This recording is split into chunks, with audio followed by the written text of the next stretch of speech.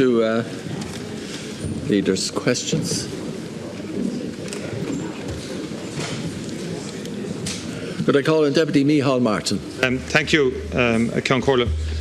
Taoiseach, every Irish family is thinking about the families of the students who were killed so tragically in Berkeley yesterday. 7 more students are injured and are receiving care in various hospitals.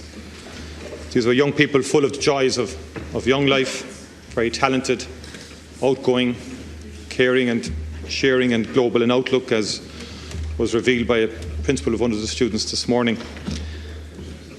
Parents of the bereaved are either on their way or have arrived to identify their loved ones, and it's truly a harrowing occasion and a nightmare for any family to contemplate. I want to acknowledge the excellent work of Minister Charlie Flanagan and his team at the Department of Foreign Affairs, who have a long tradition and reputation of looking after the Irish abroad when need arises. And I think they have made every effort and will continue to work beyond the call of normal duty to support the families of the deceased Timor Walsh, Owen Colligan, Ashley Donoghue, Nikolai Schuster, Olivia Burke and Larkin Miller. And that's the way it should be, Taoiseach. And as the US Ambassador Kevin O'Malley said, the J1 programme is the essential ingredient in the continuing, sustaining and flourishing relationship between Ireland and the United States, which is a unique relationship. And I think that's why yesterday, as Philip Grant, the Consular General in San Francisco, said, people are frozen with shock and disbelief, and would I add profound sadness at what has occurred. And I think in that context, Taoiseach, you will agree that it's extremely important that all other students on J1 visas are given access to support and counselling if required. And over a third of the 8,000 J1 students are in California. And I was glad to hear the President of UCD confirming this morning that their offices in San Francisco are in contact with the students and will continue to do so. I would also say, Taoiseach, I think it's important that long after, or in the period ahead, particularly after the initial period of shock and profound disbelief and sadness passes, that the need for ongoing special supports and exceptional supports, which the Minister and the Department are giving, that exceptional level of support would continue onwards and would endure, particularly for those who are injured and in hospital, that their medical needs would continue to be watched and monitored, and that we as a state would ensure that every possible support and assistance can be given to the families of those who are now injured and in need of continuing medical care, because I think in the weeks and months ahead that support will be necessary. Can I take it, Taoiseach, that the exceptional supports given so far by government, by the Department of Foreign Affairs, by the universities, will endure over a longer period to make sure that all are looked after to the optimal? Thank you. Taoiseach. Ceann Comhairle, thank Deputy Martin for his comments, and thank you for your proposal earlier this morning. The flag of our country flies at half-mast as a mark of respect and sympathy to the families of the bereaved whom you've mentioned. I hope in the order of business that we can have brief comments from the leaders here and then suspend the House for a period as a mark of that respect. When you look at the papers this morning, don't you see the faces of your own children, sons and daughters, at the start, as I said, of the great adventure of life for young people, and that this tragedy just happens? It could have happened in Cahersiveen or Wexford or Monaghan or anywhere, but it's so far away and such an impact on the immediate families and the young people and the many thousands of J1 holders that you've referred to. Thank you for your comments in respect of Minister Flanagan. Let me assure you and the House that the level of support being provided through the Department of Foreign Affairs will continue, and the need for specialist counselling and advice and support, if that be necessary, will continue. I propose to send Minister for the Diaspora, Dinahan, to San Francisco as a symbol of solidarity from the people of Ireland, not in any way to draw from the great activity that Consul General Grant is doing in San Francisco, to be there as a presence for the Irish government. And as you've pointed out, Deputy, the families of the 6 young people whose lives have been tragically taken away through this accident are in our thoughts and in our prayers. So with the indulgence of the House, after leaders, when I read the order of business, we might have short comments from the leaders and then suspend the House for a period, if that be in order. I thank you for your reply, Taoiseach, and I welcome warmly your decision to ask the Minister for the Diaspora, Minister Jimmy Dinahan, to go to the United States as a show of solidarity and support, and also I think to convey to the emergency personnel there our sense of gratitude at their work. I don't think today is a day for normal engagement, to be frank, and I just want to put the questions that I put earlier and leave them with you, and I know they will get the attention that they deserve, but also reflecting the commitment and exceptional supports that have been given so far by the Government and by the Department of Foreign Affairs, and I thank you for your reply. I assure you, Deputy Martin, and the House that will continue, and thank you for your comments. Thank you. Deputy Adams. Margaret Concolia, may I say that I agree absolutely with the Fianna Fáil leader and with the Taoiseach on their remarks on this terrible tragedy, and I appreciate the opportunity to say a few words later. But for now, Concolia, I want to return to the issue of what the Taoiseach has described as the grossly insensitive and appalling treatment of Cleary's workers and concession holders. Now, just to go through some of the facts, Boston-based vulture capitalist Gordon Brothers bought Cleary's in 2012 for a figure believed to be around €2 million. This sale was made possible by the Bank of Ireland writing off 10 million of Cleary's debts and lending the same amount to Gordon Brothers. In July 2013, 80 staff were laid off at Cleary's, while Gordon Brothers are believed to have received €14 million in insurance for flood damage.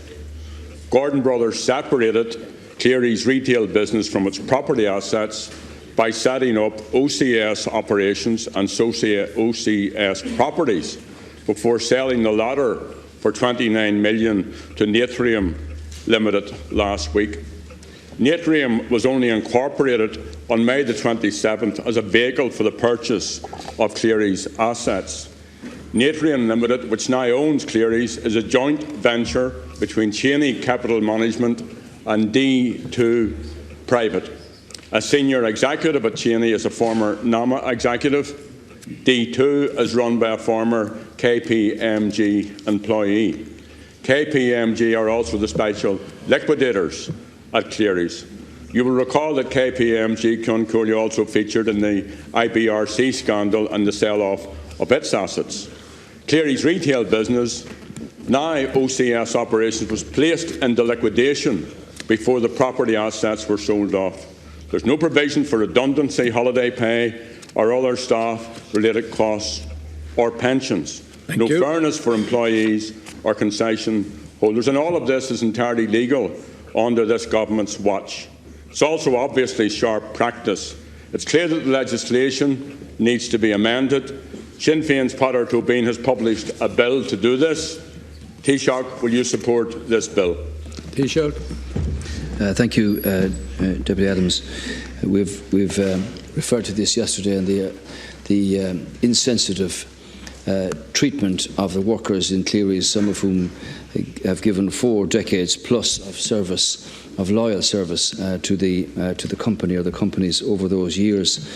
I understand that the Taoiseach is currently meeting with numbers of the workers in Cleary's, and Minister Nash, in respect of his responsibilities, Minister for Business, met with the liquidator and has pointed out the the duty that he has and the responsibility that the representatives of the new company would meet with the workers directly.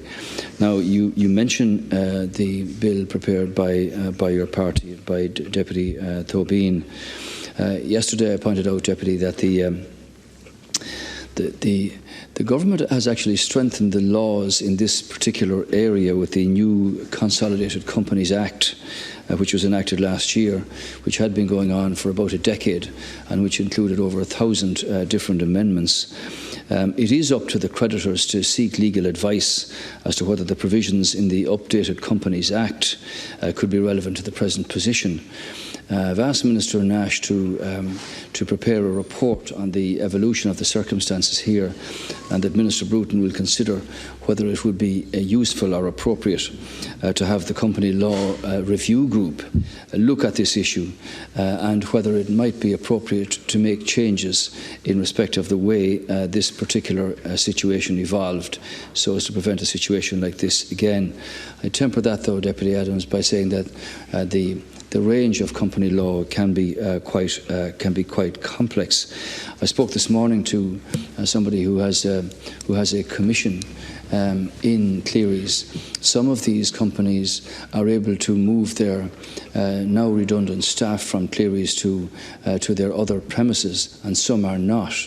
And clearly there's an issue here that needs to be resolved quickly. As I pointed out yesterday, the Department of Social Protection, on the direction of the Taoiseach, have assembled a team of people to meet and to advise now redundant workers of their rights and their entitlements, their job seeker payments, their secondary payments, such as rent supplement and future options in regard to other training or alternative employment and education in the time ahead. That doesn't deal with the issue that happened so insensitively when this meeting was called. You're aware that SIP2 have made arrangements for Liberty Hall to be available for the workers today. Obviously, it's better to have that facility so that everybody can have access to the fullest range of information arising from this. And as I pointed out yesterday, Deputy Adams, the Department of Social Protection will see to it that there is absolutely no delay in processing the due payments under the redundancy protection scheme for workers. That means that they can be claimed quickly and paid quickly because of the suddenness of this particular situation. So in regard to the bill prepared by Deputy Tobin on behalf of your party, I think it more appropriate that the Company Law Review Group should look at the circumstances here, and Minister Bruton will advise on that in due course, Deputy. Deputy Adams. I don't think it's good enough, Taoiseach, with respect.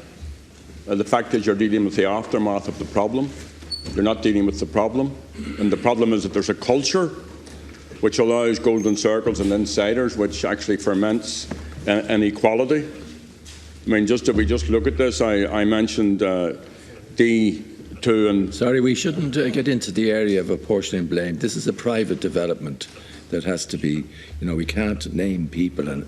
I'm not blaming anyone, semi-accused people. I've made it clear that there's nothing illegal in what's going on. Thank you. But D2 investors have included Sean Fitzpatrick of Anglo-Irish Bank. It includes the former Fine Gael Attorney General. Liquidators KPMG have also worked as auditors for D2 Private. So clearly liquidators also worked for the purchaser. Are there not clear conflicts of interest there? And furthermore, if you scrutinise the company's registration office, this lists a man called Raphael Klutz as a director of both OCS operations and so OCS properties. And this gentleman is also the senior managing director of Gordon Brothers. So the bill put forward by Dr. Tobin seeks to correct the anomaly which allows unscrupulous employers to not protect the rights of their employees. Because I think this, and I am making this accusation, Concordia, I think this is a perfect example of a few rogue employers separating the legal personality of a company from its directors, thus protecting them from liability of the business obligations to its employees in the case of tactical insolvency. And this is a case of tactical insolvency. Remember, Kioncolia, Gordon Brothers left Dublin after shafting the concession holders and the workers with an extraordinary profit of 19 million euros. It's all golden circles, insiders, networks within networks, and all legal under the company law which this government introduced. So I'm asking that you commit to supporting to allow the passage of legislation to rectify this, but also to do it, Taoiseach, before you leave office. Thank you. Well, as I said to you, the government actually introduced a strengthened Company Law Act last year, which was in gestation over a number of periods of government over the last decade. What I do commit to is that the Company Law Review Group, which is headed by a very eminent person, should look at this particular issue to see whether it's appropriate that some changes should be made to the law as enacted in order to prevent this kind of situation arising again. I stress to you, however, Deputy Adams, that company law in its entirety is quite a complex document, but I do undertake that the Company Law Review Group, on the direction of Minister Bruton, following Minister Nash's report to Cancola, will look at the situation and will report to the House on that. Thank you. Deputy Tom Fleming.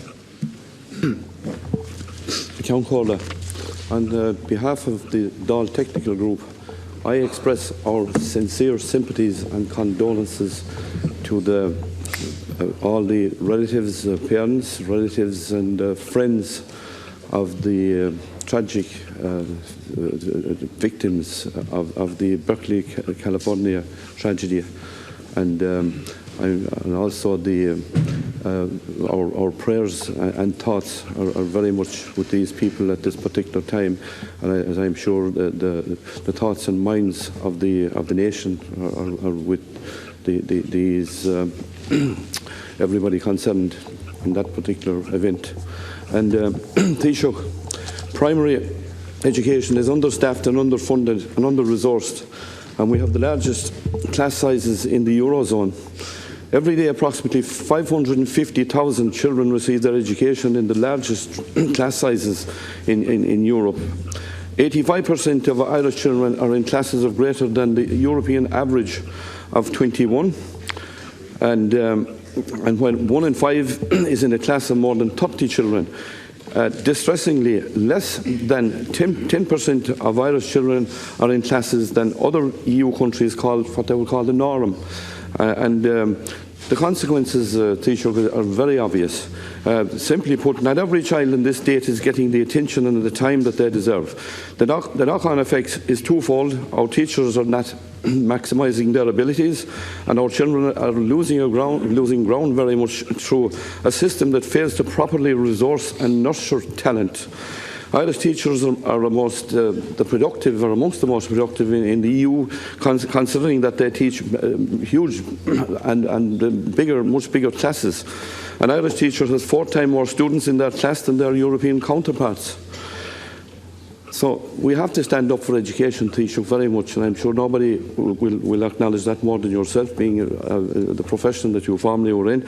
And this means 3 things: smaller classes, better funding and support for principals and teachers. In a world that is changing rapidly, and the needs and the demand of industry, for instance, is constantly changing, we need to ensure our children have the proper foundations in their education. We need to be more ambitious for our children. We need to acknowledge and properly fund the transformative nature of education. It has at all times, education has the ability to break down the inequalities that exist in society, for instance. And investment at this stage in a child's life at this particular time will pay dividends in the long term, both for the children and the general economy for the future. Taoiseach, will you and your government set out a plan to firstly reduce class sizes to the EU average starting this year, and to be fully achieved in a reasonable time frame, we'll say over the lifetime of the next government, whoever will be here? As it is after that, also will you not forget, for instance, to reverse the staffing cuts to pupils with special needs. And this is naturally, this is not a proper, in a civilised society, anything, it's certainly abnormal, particularly with international standards, for to allow this to happen. And also, Taoiseach, will you support school teachers by doubling release time for teaching principals, paying the outstanding parity awards and building a middle, and also a structure for primary, and put primary schools and secondary level schools on equal parity. Thank you. And a middle management, I omitted there. Thank you. Taoiseach. I can thank Deputy Fleming for his comments. Somebody once said the future of civilization is being written in the classrooms. There is no question of the importance and the priority being attached to education. You mentioned three things. You mentioned smaller classes, better funding and support for teachers. Obviously, it's not.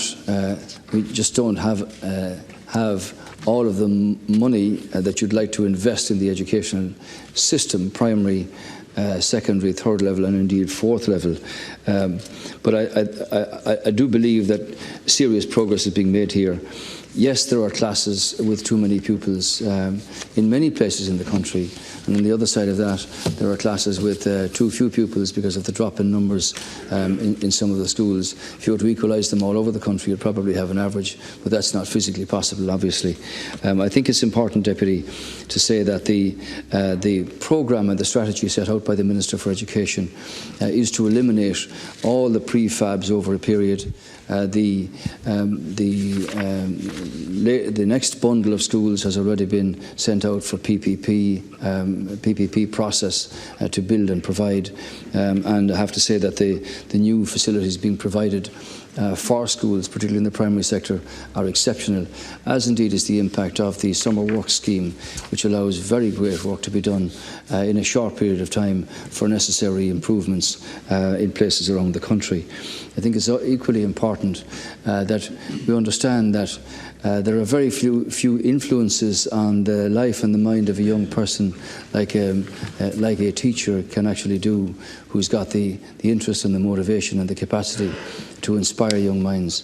And I have to say, Deputy Fleming, that in many of the places I visit around the country, in industry and in business, when you see our young people who've come through the education system, they are the envy of so many others. And while the situation is not perfect, it's one that allows for people to reach their best. It is for those who, for one reason or another, have a challenge that it's necessary to continue the supply of special needs resource teachers and special needs assistants and resource teachers. I would say, however, that the opportunity given to schools to have greater devolved power themselves, to make choices in the subjects that they wish to teach, be it short courses in secondary schools or whatever, the changes in the curriculum, the voluntary movement of Coder Dojo, for instance, to enable young children, 6 and 7 years of age, to actually understand the writing of code that drives the computers that change the frontiers up ahead, are something that is in many places very evident throughout the country. The Minister for Education obviously will consider, in the context of the forthcoming budget in October, Deputy Fleming, the question of class sizes. These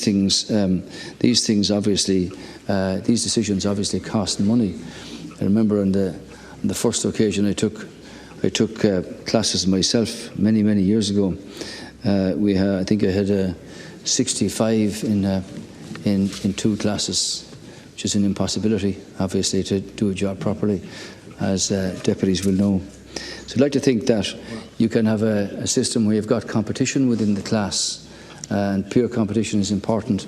And obviously the Minister, in the context of the forthcoming budget, will look at the question and the opportunity that might present itself to deal with the particular question that you raise. Thank you. Deputy? Taoiseach, I certainly welcome your positivity in regarding to addressing the class sizes, and this is further to Deputy Finian McGrath informs me here just a minute ago that in his talks with Minister Jan O'Sullivan, Minister of Education, she also has very much acknowledged that anomaly, and I'm sure that you will give her full support in starting out the whole exercise and initiative to get that underway in the forthcoming announcements and budgets, etc. And Taoiseach, primary education is the foundation of the education system and the bedrock on which everything else is built, and it is imperative that we give our primary school children a proper chance, and no matter how much investment we deliver further up in the education system, it will never solve really the problems that are sown by shortchanging, for instance, and underfunding of our primary school system and for our younger children. And it is evident in many parts of our primary school, government funding does not cover ancillary costs such as heating, lighting, ICT, offices, etc. And in many cases, the parents at local level have to, and with the principals, have to sacrifice a lot of things and have to make up the deficit. And classroom equipment is something that very much comes into this area as well, and that's not right. We need for vital equipment to be short funded. This places considerable stress along the system to the parents, of course, naturally, and the principal. On top of this, we have the voluntary board of management. Really, they do need more. Just very brief. They do need more training and supports, and to bring up to the efficiency levels, etc., which is only right that they can perform their jobs to satisfaction. And it is also a deterrent to many people participating in boards of management. They're very reluctant to get involved, and I think it's only fair that we bring them on equal terms as well in the uplifting of our education system. And one little item there, I'll make a comparison here with Northern Ireland. Way over the time. A principal of 3 or 4 teacher schools gets 16 days a year to carry out their administrative, managerial and leadership roles, which is totally inadequate. In the north of Ireland, for instance, a teaching principal in a primary school gets 1 day a week free of class teaching to do the work. We need to give some concessions on this side of the border. Thank you, Councillor. Well, Deputy Fleming's pointed out a number of issues there that are of importance. Boards of management are the employers of the teachers, and in most cases they're purely voluntary people. And if difficulties arise in school situations, it can be very trying for boards of management to make decisions that to sort them out at Councorla. Yes, of course, people who work in the administration for particular schools work exceptionally hard for lower wages. But I do think that the Minister set out a very clear strategy here, Deputy Fleming, particularly in relation to the primary system, both in respect of the support for teachers, support for schools. And I acknowledge at Councorla the exceptional commitment of so many people who fundraise, who do stuff for sport, for schools, for music, for choirs, and so on, as a compliment while their children are moving through that system. But I also recognise that where the state has been in a position to provide new facilities and proper facilities for the primary system, that they're exceptional buildings. But that's all they are buildings. It is the potential and the opportunity for the teachers and the teaching staff to really bring their students on and bring out the best in them, irrespective of what level that is at. And when I go to schools where they're twinned with schools in the United States or Australia or New Zealand or wherever, it gives children the opportunity to contact their peers in other countries about their music and their culture and their sport and what it is they do, giving them as part of the Irish nation an understanding of our place in the world. So Minister O'Sullivan obviously will sit down with Minister Howland, Minister for Finance, in the preparation for the forthcoming budget, and I've no doubt, Deputy, that the issues that you raise will feature as part of those discussions, and I hope that they can be progressed somewhat. Thank you. Before proceeding, I just want to announce to the House the matter selected for topical issues.